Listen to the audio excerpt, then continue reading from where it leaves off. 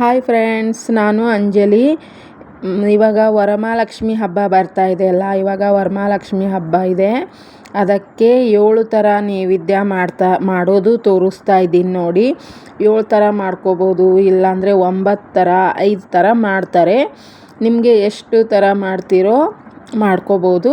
ಅದರಲ್ಲಿ ನಾನು 7 ಥರ ಪ್ರಸಾದ ಮಾಡೋದು ತೋರಿಸ್ತಾ ಇದ್ದೀನಿ. ಬನ್ನಿ ನೋಡೋಣ. ಈ ಥರ ಒಂದೇ ಸಾರಿ ರೈಸ್ ಮಾಡ್ಕೊಂಡು ಇಟ್ಕೊಂಡ್ರೆ ಬೇಗನೆ ಎಲ್ಲ ರೆಸಿಪಿ ಮಾಡ್ಬೋದು.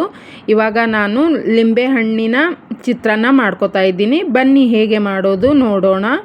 ಒಂದು ಪಾತ್ರೆ ಇಟ್ಕೊಂಡಿದ್ದೀನಿ, ಅದಕ್ಕೆ 4 ಸ್ಪೂನ್ ಎಣ್ಣೆ ಹಾಕಿದ್ದೀನಿ ನೋಡಿ. ಎಣ್ಣೆ ಗರಂ ಆದಮೇಲೆ ಶೇಂಗಾ ಬೀಜ ಹಾಕ್ಕೊಂಡಿದ್ದೀನಿ, ಸ್ವಲ್ಪ ಹಾಕ್ಕೊಂಡಿದ್ದೀನಿ. ಹಾಕ್ಕೊಂಡು ನಾನು ಹುರ್ಕೊಂಡಿರೋದಿದೆ, ಅದಕ್ಕೆ ಅಷ್ಟೇನು ಫ್ರೈ ಮಾಡೋ ಅವಶ್ಯಕತೆ ಇಲ್ಲ, ಮೊದಲೇ ಹುರ್ಕೊಂಡಿದ್ದೀನಿ. ಅದಕ್ಕೆ 1 ಸ್ಪೂನ್ ಉದ್ದಿನಬೇಳೆ, 1 ಸ್ಪೂನ್ ಕಡಲೆಬೇಳೆ ಮತ್ತು 1 ಸ್ಪೂನ್ ಜೀರಿಗೆ, ಸಾಸಿವೆ ಹಾಕ್ಕೊಂಡಿದ್ದೀನಿ. ಎಲ್ಲ ಚೆನ್ನಾಗಿ ಫ್ರೈ ಆದಮೇಲೆ, ಚೆನ್ನಾಗಿ ಎಣ್ಣೆ ಎಲ್ಲ ಫ್ರೈ ಆದಮೇಲೆ ಅದಕ್ಕೆ 2 ಹಸಿಮೆಣಸಿನ್ಕಾಯಿ ಹಾಕ್ಕೊಂಡಿದ್ದೀನಿ. ನೀವು ರೈಸ್ ಎಷ್ಟು ತೊಗೋತೀರಿ ನೋಡಿ ಅಷ್ಟು ಖಾರ ಹಾಕ್ಕೊಳ್ಳಿ, ಮೆಣಸಿನ್ಕಾಯಿ ಹಾಕ್ಕೊಳ್ಳಿ. ಸ್ವಲ್ಪ ಕಡಿಪತ್ತ ಮತ್ತು 1 ಸ್ಪೂನ್ ಅರಿಶಿಣ ಹಾಕಿ ಇವಾಗ 2 ಬಟ್ಟಲ್ ರೈಸ್ ಹಾಕ್ಕೊಂಡಿದ್ದೀನಿ ನೋಡಿ. 2 ಬಟ್ಟಲ್ ರೈಸ್ ಹಾಕ್ಕೊಂಡು ಚೆನ್ನಾಗಿ ಕಲಿಸ್ಕೊಂಡಿದ್ದೀನಿ. ಕಲಿಸ್ಕೊಂಡ್ಮೇಲೆ ಅದಕ್ಕೆ ತೆಂಗಿನ ತುರಿ ಹಾಕ್ಕೋಬೇಕು. 2 ಸ್ಪೂನು ತೆಂಗಿನ ತುರಿ ಹಾಕ್ಕೊಂಡಿದ್ದೀನಿ, ಹಸಿ ತೆಂಗಿನ ತುರಿ ಹಾಕ್ಕೊಂಡಿದ್ದೀನಿ ನೋಡಿ. ಹಸಿ ತೆಂಗಿನ ತುರಿ ಹಾಕ್ಕೊಂಡು ಎಲ್ಲ ಕಲಿಸ್ಮೇಲೆ ಸ್ವಲ್ಪ ಸಣ್ಣದಾಗಿ ಕಟ್ ಮಾಡಿ ಇಟ್ಕೊಂಡಿರೋ ಕೊತ್ತಂಬರಿ ಹಾಕ್ಕೊಂಡಿದ್ದೀನಿ. ಕೊತ್ತಂಬರಿ ಹಾಕಿದ್ಮೇಲೆ 1 ಲಿಂಬೆಹಣ್ಣು ಹಿಂಡ್ಕೊಂಡಿದ್ದೀನಿ ನೋಡಿ. ಯಾಕಂದರೆ ಲಿಂಬೆಹಣ್ಣಿನ ಚಿತ್ರಾನ್ನ ಮಾಡ್ತಾಯಿದ್ದೀವಿ ಅಂದರೆ ಸ್ವಲ್ಪ ಲಿಂಬೆಹಣ್ಣು ಸ್ವಲ್ಪ ಜಾಸ್ತಿನೇ ಹಿಂಡ್ಕೋಬೇಕು. 1 ಹಿಂಡ್ಕೊಂಡು ಇವಾಗ ಚೆನ್ನಾಗಿ ಕಲಿಸ್ಕೊತಾ ಇದ್ದೀನಿ. ಇದು ರೆಡಿಯಾಗಿದೆ ನೋಡಿ, ಚಿತ್ರಾನ್ನ ರೆಡಿಯಾಗಿದೆ. ಇವಾಗ ನೋಡಿ ಹಸಿ ತೆಂಗಿನ ತುರಿ ರೈಸ್ ಹೇಗೆ ಮಾಡೋದು ನೋಡೋಣ ಬನ್ನಿ. ತುಪ್ಪ ಹಾಕ್ಕೋತಾ ಇದ್ದೀನಿ ನೋಡಿ. 2 ಸ್ಪೂನ್ ತುಪ್ಪ ಹಾಕ್ಕೊಂಡಿದ್ದೀನಿ, 2 ಸ್ಪೂನ್ ಎಣ್ಣೆ ಹಾಕ್ಕೊಂಡಿದ್ದೀನಿ. ಅದರಲ್ಲಿ 1 ಸ್ಪೂನ್ ಕಡಲೆಬೇಳೆ, 1 ಸ್ಪೂನ್ ಉದ್ದಿನಬೇಳೆ, ಸ್ವಲ್ಪ ಕಾಜು ಹಾಕ್ಕೊಂಡಿದ್ದೀನಿ. ಹಾಕ್ಕೊಂಡು ಸ್ವಲ್ಪ ಹೊತ್ತು ಫ್ರೈ ಮಾಡ್ಕೋಬೇಕು. ಸ್ವಲ್ಪ ಕಲರ್ ಚೇಂಜ್ ಆದರೆ ಸಾಕು ನೋಡಿ. ಅದು ಆದಮೇಲೆ 2 ಹಸಿಮೆಣಸಿನ್ಕಾಯಿ ಕಟ್ ಮಾಡಿ ಹಾಕ್ಕೊಂಡಿದ್ದೀನಿ. ತೆಂಗಿನ ತುರಿ ಹಾಕ್ಕೋತಾ ಇದ್ದೀನಿ ನೋಡಿ. ನೀವು 1 ಬಟ್ಟಲ್ ರೈಸ್ ತೊಗೊಳ್ಳೋದಾದರೆ ಅರ್ಧ ಬಟ್ಟಲ್ ತೆಂಗಿನ ತುರಿ ಹಾಕ್ಕೋಬೇಕು, ತುಂಬ ಚೆನ್ನಾಗಾಗುತ್ತೆ ನೋಡಿ. ಇವಾಗ ನಾನು 1 ಬಟ್ಟಲ್ ರೈಸ್ ತೊಗೊಂಡಿದ್ದೀನಿ. ತೊಗೊಂಡು ಚೆನ್ನಾಗಿ ಕಲಿಸ್ಕೋಬೇಕು ನೋಡಿ. ಹಸಿ ತೆಂಗಿನಕಾಯಿ ಚಿತ್ರಾನ್ನನೂ ರೆಡಿ ಆಯಿತು ನೋಡಿ. ಇವಾಗ ಬನ್ನಿ ಸ್ವೀಟ್ ಪೊಂಗಲ್ ಹೇಗೆ ಮಾಡೋದು ನೋಡೋಣ. ಇವಾಗ ನೋಡಿ 1 ಪಾತ್ರೆ ತೊಗೊಂಡು ಅದಕ್ಕೆ 2 ಸ್ಪೂನ್ ತುಪ್ಪ ಹಾಕ್ಕೊಂಡಿದ್ದೀನಿ. ತುಪ್ಪ ಹಾಕ್ಕೊಂಡ್ಮೇಲೆ ಸ್ವಲ್ಪ ಡ್ರೈ ಫ್ರೂಟ್ಸ್ ತೊಗೊಂಡು ಸ್ವಲ್ಪ ಫ್ರೈ ಮಾಡ್ಕೋಬೇಕು. ತುಪ್ಪದಲ್ಲಿ ಫ್ರೈ ಮಾಡ್ಕೋಬೇಕು. ಸ್ವಲ್ಪ ಬ್ರೌನ್ ಕಲರ್ ಬಂದರೆ ಸಾಕು, ಜಾಸ್ತಿ ಏನು ಹುರ್ಕೊಳ್ಳೋ ಅವಶ್ಯಕತೆ ಇಲ್ಲ, ಸ್ವಲ್ಪ ಆದರೆ ಸಾಕು. ಈ ಕಡೆ ನೋಡಿ ನಾನು ಅನ್ನ ಮತ್ತು ಹೆಸರುಬೇಳೆ ಹಾಕಿ ರೈಸ್ ಮಾಡ್ಕೊಂಡು ಇಟ್ಕೊಂಡಿದ್ದೆ. ಅದು ನಾವು ಎಷ್ಟು ರೈಸ್ ತೊಗೋತೀವಿ ನೋಡಿ ಅಷ್ಟು ಬೆಲ್ಲದ ರಾಡಿ ತೊಗೋಬೇಕು ನೋಡಿ.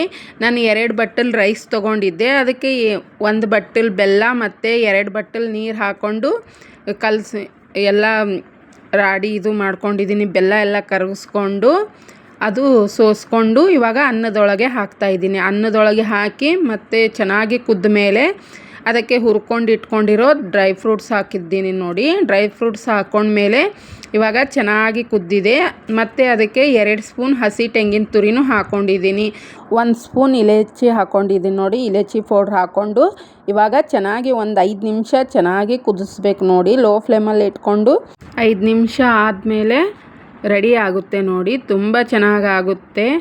ಬೆಲ್ಲದ ಏನಾದರೂ ಒಂದು ಅಡುಗೆ ಮಾಡಬೇಕು ಅಂತ ನಾನು ಸ್ವೀಟ್ ಪೊಂಗಲ್ ರೆಸಿಪಿ ಮಾಡಿದ್ದೀನಿ ನೋಡಿ. ಅಮ್ಮನವ್ರಿಗೆ ತುಂಬ ಇಷ್ಟ ಬೆಲ್ಲದಿಂದ ಮಾಡಿರೋ ಅಡುಗೆ.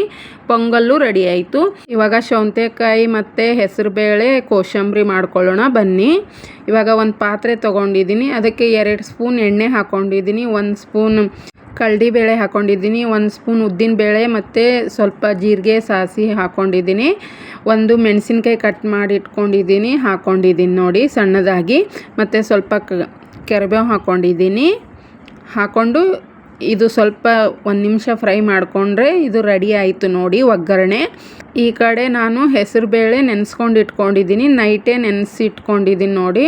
ಇವಾಗ ಅದಕ್ಕೆ ಒಂದು ಸೌತೆಕಾಯಿ ಸಣ್ಣದಾಗಿ ಕಟ್ ಮಾಡಿ ಹಾಕ್ಕೊಂಡಿದ್ದೀನಿ, ಮತ್ತು 2 ಸ್ಪೂನಷ್ಟು ಹಸಿ ತೆಂಗಿನ ತುರಿ ಹಾಕ್ಕೊಂಡಿದ್ದೀನಿ, ಮತ್ತು ಸ್ವಲ್ಪ ಕೊತ್ತಂಬರಿ ಸಣ್ಣದಾಗಿ ಕಟ್ ಮಾಡಿ ಇಟ್ಕೊಂಡು ಹಾಕ್ಕೊಂಡು ಅದ್ರ ಮೇಲೆ ಒಗ್ಗರಣೆ ಹಾಕೋತಾ ಇದ್ದೀನಿ. ಸ್ವಲ್ಪ ರುಚಿಗೆ ತಕ್ಕಷ್ಟು ಉಪ್ಪು ಹಾಕ್ಕೊಂಡು ಚೆನ್ನಾಗಿ ಕಲಿಸ್ಕೋಬೇಕು. ಇದಕ್ಕೆ ಮತ್ತೆ ಒಂದು ಸ್ವಲ್ಪ ಲಿಂಬೆ ಹಣ್ಣಿನ ರಸ ಹಿಂಡ್ಕೋಬೇಕು ನೋಡಿ. ಇವಾಗ ಕೋಸಂಬರಿನೂ ರೆಡಿ ಆಯಿತು.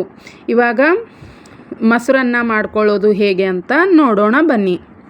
ಮೊಸರನ್ನಕ್ಕೆ 2 ಸ್ಪೂನ್ ಎಣ್ಣೆ ಹಾಕ್ಕೊಂಡಿದ್ದೀನಿ, ಮತ್ತು 1 ಸ್ಪೂನ್ ಕಡಲೆಬೇಳೆ, 1 ಸ್ಪೂನ್ ಉದ್ದಿನಬೇಳೆ, ಜೀರಿಗೆ, ಸಾಸಿವೆ ಹಾಕ್ಕೊಂಡಿದ್ದೀನಿ ನೋಡಿ. ಸ್ವಲ್ಪ 1 ದಂಟು ಕರಿಬೇವು ಹಾಕ್ಕೊಂಡಿದ್ದೀನಿ, ಮತ್ತು ಹಸಿಮೆಣಸಿನ್ಕಾಯಿ ಸಣ್ಣದಾಗಿ ಕಟ್ ಮಾಡಿ ಇಟ್ಕೊಂಡಿರೋದು ಹಾಕ್ಕೊಂಡಿದ್ದೀನಿ.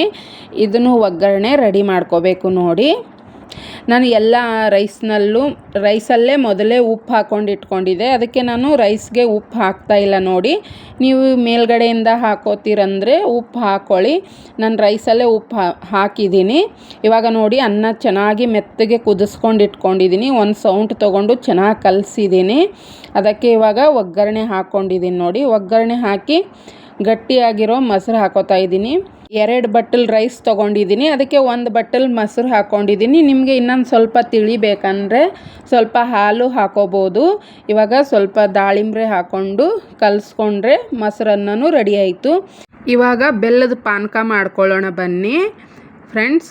ಇವಾಗ ನೋಡಿ ಸ್ವಲ್ಪ ಬೆಲ್ಲ ತೊಗೊಂಡು ನೀರು ಹಾಕ್ಕೊಂಡು ಕಲಿಸ್ಕೊಂಡು ಇಟ್ಕೊಂಡಿದ್ದೀನಿ ನೋಡಿ. ಬೆಲ್ಲ ಎಲ್ಲ ಕರಗಿದೆ, ಕರಗಿದ ಮೇಲೆ ಸೋಸ್ಕೊಂಡು ಇಟ್ಕೊಂಡಿದ್ದೀನಿ. ಅದಕ್ಕೆ ಒಂದು ಅರ್ಧ ಲಿಂಬೆ ಹಣ್ಣು ಹಿಂಡ್ಕೋತಾ ಇದ್ದೀನಿ ನೋಡಿ. ಅರ್ಧ ಲಿಂಬೆ ಹಣ್ಣು ಹಿಂಡ್ಕೊಂಡ್ರೆ ಸಾಕು. ಅದಕ್ಕೆ 1 ಸ್ಪೂನಷ್ಟು ಏಲಕ್ಕಿ ಪುಡಿ ಹಾಕೋತಾ ಇದ್ದೀನಿ. ನಾನು ಸಕ್ಕರೆಯಲ್ಲಿ ಹಾಕಿ ಮಿಕ್ಸಿ ಮಾಡ್ಕೊಂಡು ಇಟ್ಕೊಂಡಿದ್ದೀನಿ, ಅದು ಹಾಕ್ತಾಯಿದ್ದೀನಿ ನೋಡಿ. ಹಾಕ್ಕೊಂಡು ಚೆನ್ನಾಗಿ ಕಲಿಸ್ಕೊಂಡ್ರೆ ಬೆಲ್ಲದ ಪಾನಕನೂ ರೆಡಿ ಆಯಿತು ನೋಡಿ. ಈ ಕಡೆ ಬನ್ನಿ ಫ್ರೆಂಡ್ಸ್, ಕಡಲೆಕಾಳು ಇರುತ್ತಲ್ಲ, ಕಡಲೆಕಾಳಿಂದು ಉಸುಳಿ ಹೇಗೆ ಮಾಡೋದೆಂದು ನೋಡೋಣ. ಇವಾಗ ಕಡಲೆಕಾಳು ನೈಟೆಲ್ಲ ನೆನೆಸ್ಕೊಂಡು ಇಟ್ಕೊಂಡಿದ್ದೀನಿ ನೋಡಿ. ನಾನು 1 ಬಟ್ಟಲು ಕಡಲೆಕಾಳು ತೊಗೊಂಡಿದ್ದೀನಿ, ಇಷ್ಟ ಆಗಿದೆ. ಇವಾಗ ಕುಕ್ಕರಲ್ಲಿ ಹಾಕಿ 3 ವಿಸಲ್ಲು ಹೊಡ್ಕೋಬೇಕು ನೋಡಿ. ಸೀಟಿ 3 ವಿಸಲ್ ಹೊಡೆಯೋ ತನಕ ಕುದಿಸ್ಕೊಳ್ಳೋಣ. ಮೊದಲೇ ಸ್ವಲ್ಪ ನೆನೆಸ್ಕೊಂಡು ಇಟ್ಕೊಂಡಿದ್ದೀವಲ್ಲ, 3 ವಿಸಲ್ ಆದರೆ ಸಾಕು. ಅದಕ್ಕೆ ಇವಾಗ ಮಸಾಲ ರುಬ್ಕೊಳ್ಳೋಣ. ಒಂದು ಮಿಕ್ಸಿ ಜಾರ್ ತೊಗೊಂಡು ಅದಕ್ಕೆ 1 ಬಟ್ಟಲು ತೆಂಗಿನ ತುರಿ ತೊಗೊಂಡಿದ್ದೀನಿ ನೋಡಿ. ಹಸಿ ತೆಂಗಿನ ತುರಿ ತೊಗೊಂಡಿದ್ದೀನಿ. ಅದಕ್ಕೆ 2 ಹಸಿ ಮೆಣಸಿನ್ಕಾಯಿ ಹಾಕೋತಾ ಇದ್ದೀನಿ ನೋಡಿ. ನಿಮಗೆ ಎಷ್ಟು ಖಾರ ಬೇಕು ನೋಡಿ ಹಾಕ್ಕೊಳ್ಳಿ. ಅದಕ್ಕೆ 1 ಹಿಡಿಯಟ್ಟು ಕೊತ್ತಂಬರಿ ಸೊಪ್ಪು ಹಾಕೋತಾ ಇದ್ದೀನಿ ನೋಡಿ.